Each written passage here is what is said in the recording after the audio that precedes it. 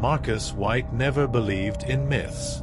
As an anthropology teacher, he spent his whole life breaking legends into pieces, explaining them with scientific facts. He lived alone, taught at a local university, and conducted research on the effects of fear on culture.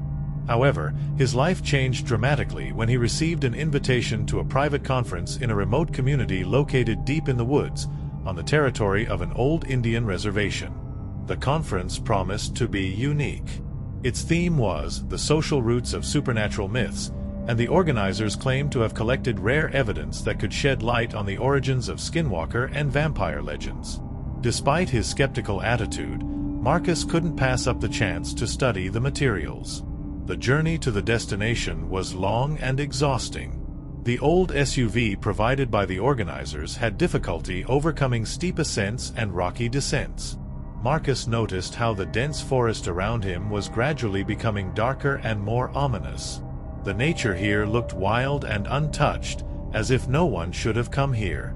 In the late afternoon, he finally reached a small village with a dozen dilapidated houses located around the main square. Everything looked old-fashioned, as if time had stopped here. Marcus moved into an old hut provided by the organizers. The hut was clean, but there was something depressing about it. There were black and white photographs of locals with blank, staring eyes on the walls. The glass on the windows was covered with dirt, and there was a cupboard in the corner full of old books and notes. In one of the books he found a strange drawing, the figure of a man with long claws and animal eyes.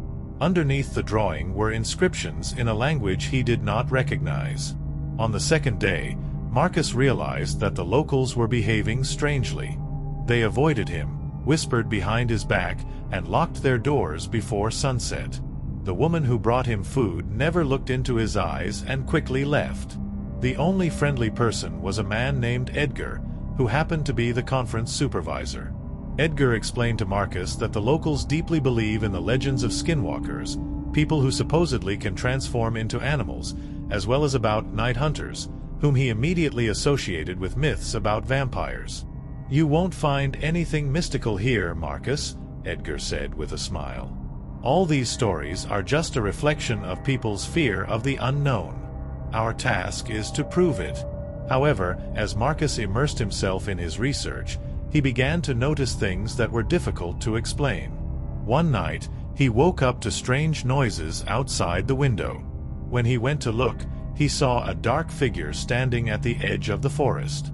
The creature wasn't moving, but Marcus could have sworn it was staring right at him. The next morning, he found claw marks on his door. The locals attributed it to a wolf attack, but Marcus noticed how their voices were shaking. The atmosphere became more tense every day. One of the local men who worked at the conference disappeared, and was later found dead in the woods. There were deep bite-like wounds on his body. Edgar insisted that it was a wild animal attack, but some residents began to leave the village, claiming that the spirits had become restless. On the third day of the conference, Edgar decided to arrange a night expedition deep into the forest to show Marcus a place that the locals consider a forbidden zone. According to legend, animals in human form lived there, and none of the inhabitants dared to go there. Marcus took this as an opportunity to prove that all these stories are nothing more than a myth. The group consisted of 5 people: Marcus, Edgar, 2 assistants, and a guide. They went out late at night, armed with flashlights and cameras. The forest was dense and silent, as if it was watching them. After a couple of hours of walking, they reached a strange circle of stones. In the center were animal bones, arranged in a chaotic manner. "It's all fake," Edgar said confidently. "The locals do this to scare off strangers." But Marcus noticed something strange. One of the bones clearly did not belong to an animal. It was too big, with the characteristic structure of a human femur. His heart sank, but he didn't show it. Moving on, they found an old hut, half destroyed by time. There were strange symbols carved on the walls inside, resembling claw marks. One of the assistants decided to go up to the second floor to take everything on camera, but after a few minutes there was a deafening scream. Everyone rushed upstairs and saw him lying on the floor with a bloody leg. One of the steps collapsed, and his foot was literally pierced through by a piece of rotten wood. The screams intensified, and at that moment someone from the group noticed movement outside the window. A figure flashed by in the darkness, tall, with unnaturally long arms. Edgar ordered everyone to return immediately, but as soon as the group left the hut, the sounds of footsteps began to be heard around. Someone or something was following them. One of the assistants hesitated, trying to help the wounded man, but suddenly a figure burst out of the shadows. It was a man, but his eyes sparkled in the light of the lantern, and his movements were unrealistically fast. He lunged at the assistant, knocking him to the ground. The others ran away, leaving the unfortunate man. When the group finally reached the village, they were greeted by chaos. Several houses were on fire, and locals fled in panic. Edgar tried to organize everyone, but the residents claimed that the beasts were already inside the village. Marcus, trying to make sense of what was happening, noticed one of the local men standing outside the house with a knife in his hand. His face was covered in blood, and there were pieces of flesh on his clothes. As Marcus got closer, the man suddenly lunged at him, shouting something about how the curse has finally awakened. The car bounced on tree roots and potholes, the tires squealed pitifully on sharp turns, and the engine seemed on the verge of overheating. The forest was getting thicker, and even the headlights barely penetrated the dense curtain of branches and shrubs. There was a noise coming from behind. It was the same guardians who continued to chase them. Their figures flashed through the trees, as if they knew every turn and every path. "If they catch up with us, we're screwed," Edgar croaked, gripping the steering wheel while Marcus sat in the passenger seat, frantically checking his pockets for his phone. "There's no signal, damn it," he muttered. "Forget about the signal," Edgar shouted. "They're almost on our tail." A strong impact came from behind, and the car skidded. Looking back, Marcus saw one of the keepers jump onto the trunk. He had a rusty crowbar in his hands, which he was now using to smash the rear window. "Hold on." Edgar turned the steering wheel sharply, and the car skidded on a sharp turn. The man in the trunk took off and disappeared into the bushes screaming, but after a few seconds 2 more ran out onto the road. "There are too many of them," Marcus shouted. Edgar suddenly braked so abruptly that Marcus almost flew out of the seat. The car stopped at the destroyed bridge. The wood was rotten, and several boards were already hanging on one nail. "There's no way past that," Edgar muttered. Footsteps sounded from behind. Their pursuers walked slowly like predators, surrounding their prey. They moved confidently, knowing that their prey had nowhere to go. "What now?" Marcus looked back at Edgar, who looked like he was about to take the fight. "There is no time. We take our weapons and go over the bridge," Edgar said, taking out a single pistol with 3 cartridges from the glove compartment. "Are you crazy? This bridge will collapse as soon as we step on it. We have no choice." Marcus and Edgar got out of the car. Marcus picked up a tire iron lying at the foot of the car, and they moved towards the bridge. The guardians were approaching, and their faces were already visible. There was no rage or fear in them, just cold confidence. When Edgar stepped onto the first board, it creaked threateningly, but it held. Marcus followed.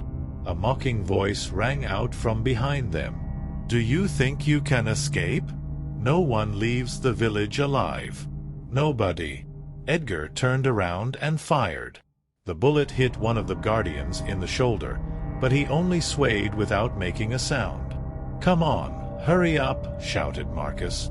They reached the middle of the bridge when there was a loud crash. One of the planks under Edgar's feet caved in, and he barely held on, clinging to the ropes. "Damn it! I'm stuck."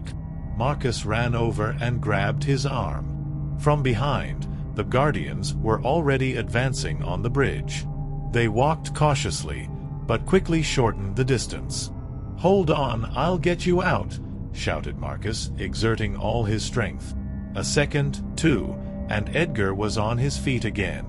But as soon as they took a couple more steps, the bridge finally cracked and collapsed. Everything happened in a split second. Marcus and Edgar managed to jump to the other side, while the guardians fell through along with the bridge. Several bodies fell into the river, hiding under its stormy waters, but the rest began to climb over the debris back to shore. Edgar jumped to his feet and pulled Marcus after him. They raced through the forest without looking back until they finally came to an old highway. It was empty, as if abandoned. Only a few road signs indicated that cars had once passed through here. "We won't be able to get far on foot," Edgar said, breathing heavily. "Do you think they'll stop?" Marcus glanced at the dark wall of the forest from which the voices were coming. "No, they will never stop." Suddenly, a headlight appeared on the horizon. A car driving on the highway. Edgar ran out onto the road, waving his arms to stop her. "Hey, help! We need help!" The car slowed down, and a middle-aged woman appeared from the window. "What happened? Are you okay?" "There's no time to explain. Please just get us out of here," shouted Marcus. The woman looked around, noticing the wounds and dirt on their clothes. "Okay, sit down quickly." Marcus and Edgar jumped into the car, and it immediately took off. "What the hell is going on in there?" the woman asked, nervously looking in the rearview mirror. "There are people there. They kill anyone who happens to be an outsider in their village. They're like a sect," Edgar breathed out. "A sect? My God, what is this place?" "It doesn't matter. The main thing is to stay away from this forest," Marcus said, feeling the adrenaline gradually drain away, leaving only fatigue. But when he looked back, he noticed something that made his blood run cold. In the distance, among the trees, there were figures on the road. They just watched them go, as if they knew their victims would come back. The car bounced on tree roots and potholes, creaking under each impact. Edgar gritted his teeth and twisted the steering wheel to get the car away from the villagers, who seemed to know this forest like the back of their hand. Every moment seemed like an eternity. "There is no signal," Marcus croaked, checking his phone again. His fingers were trembling. "And we're finished if they catch up with us." "Shut up and watch us get out of this shit," Edgar breathed. His face was wet with sweat, but his hands were steady on the steering wheel. There was a thud from behind, and the car shook. Edgar looked back through the rearview mirror and saw a shadow that jumped onto the roof of the car without understanding the road. A metallic screech sounded above their heads. "They're on the roof," shouted Marcus, throwing up his head. "Hold on." Edgar abruptly turned the steering wheel to the side. The car described a dangerous turn, and the shadow fell off, crashing heavily to the ground. They managed to drive a few more meters before the forest ended. The road ended abruptly at a cliff, where an old bridge hung on time-worn ropes. Marcus shouted, but it was too late. Edgar slammed on the brakes, and the car screeched to a stop inches from the edge. There was silence for a moment. Only the sound of their heavy breathing filled the air. "Damn it," Edgar whispered, looking at the bridge. "It's going to fall apart as soon as we step on it. What's next?" Marcus looked back anxiously. Figures began to flicker through the trees again. The pursuers were getting closer. This time there were more of them. Edgar got out of the car, abruptly pulling a pistol out of the glove compartment. "The plan is simple. Either we cross the bridge or we give up. There is no third option." Marcus looked up at the bridge. It looked like it would fall apart even under the weight of a bird. The ropes were rotten, and the planks were covered with moss. "Are you serious? That damn bridge will kill us faster than they will." "Well, then you can stay here and wait for them to get to you." Marcus realized that it was useless to argue. He grabbed a tire iron from the trunk and followed Edgar onto the bridge. The bridge creaked menacingly under their weight. Every step echoed, as if to remind them that this was a one-way journey. A loud voice rang out from behind. One of the pursuers stepped out of the shadows. His face was covered with cuts and blood, but he looked at them with cold confidence. "It's useless to run," he shouted. His voice sounded as if every sound came from the depths of hatred. "You won't get far anyway. No one is leaving." Edgar didn't answer. He fired. The bullet hit the man in the chest, and he staggered, but did not fall. Instead, he slowly continued walking towards the bridge. "Are they immortal?" Marcus muttered, starting to panic. "No, they're just damn stubborn," Edgar said through his teeth. They continued walking, but the bridge became more and more unreliable. One of the fasteners cracked, and the entire bridge tilted. Marcus slipped, but managed to grab onto the rope. "I can't stand it. This bridge is going to collapse." Edgar grabbed him by the arm and pulled him onto the boards with difficulty. There was a crash from behind. The pursuers began to cross the bridge. There were at least a dozen of them. They walked quickly and confidently, as if they knew that the bridge would support their weight. Edgar stopped and looked at the boards under his feet. "We can drop them." "Are you crazy? If the bridge collapses, we will fall too." "Then it's better to fall off the bridge than to get to them," Edgar replied shortly. He took out a knife and started cutting one of the ropes. "What are you doing? It's going to kill us." "If they catch up with us, it will be worse," Edgar snapped. The crackling grew louder. The pursuers were getting closer. Edgar cut the second rope, and half of the bridge began to fall apart. "Hold on," he shouted, grabbing onto the only rope that still held their side of the bridge. Suddenly, the bridge collapsed. Dozens of figures fell down, their screams echoing through the gorge. Marcus and Edgar were hanging from a rope that creaked menacingly, holding their weight. "Come on up." Edgar exerted all his strength and began to climb. Marcus followed him. By the time they reached the edge, their arms were covered in abrasions and their lungs were burning from lack of air. But that wasn't all. They stood on the other side of the cliff, thinking they had left the danger behind. But in the silence of the forest, a strange sound was heard. It was a heavy stomp. Marcus turned around. A figure slowly walked out of the dense darkness of the forest. One of the guardians survived.